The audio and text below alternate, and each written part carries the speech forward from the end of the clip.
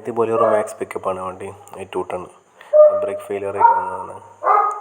Just നോക്കിയപ്പോഴാണ് അത് brake disc പകുതി ഇല്ല.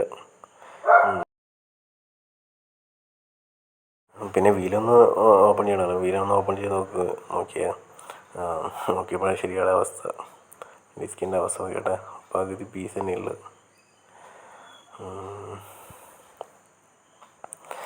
അങ്ങനെ ഇത് എന്തായാലും റീപ്ലേസ് ചെയ്യാൻ പറ്റും.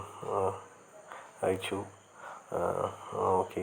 നേരെ ഓപ്പോസിറ്റ് സൈഡ് നോക്കിയിരുന്നു. ഓപ്പോസിറ്റ് സൈഡ് നോക്കുമ്പോഴും ഏകദേശം അങ്ങനത്തെയുള്ള ക്രാക്കുകൾ വന്ന് തുടങ്ങിയിട്ടുണ്ടായിരുന്നു. ഇത് മിനിമം തിക്നെസ്സിൽ താഴെ പോകുമ്പോഴാണ് ഇങ്ങനെ ക്രാക്ക് വരുന്നതും ഡാമേജ് ആകുന്നതും.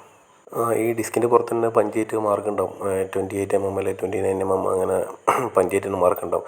MM-ലാണ് ഉണ്ടാവുക അത്. പിന്നെ അതിൽ താഴെ ആകുമ്പോഴാണ് ഇങ്ങനെ സംഭവിക്കാൻ ചാൻസ് കൂടുതൽ. മാക്സിമം അതിൽ താഴെ ആവാണ്ട് അതിന് മുന്നേ തന്നെ മാക്സിമം റീപ്ലേസ് ചെയ്യാൻ ശ്രമിക്കുക. അപ്പോൾ മാക്സിമം ഇങ്ങനെയുള്ള പ്രശ്നങ്ങളിൽ നിന്ന് ഒഴിവാകുന്നതായിരിക്കും. അങ്ങനെ പുതിയ ഡിസ്ക് മാറി.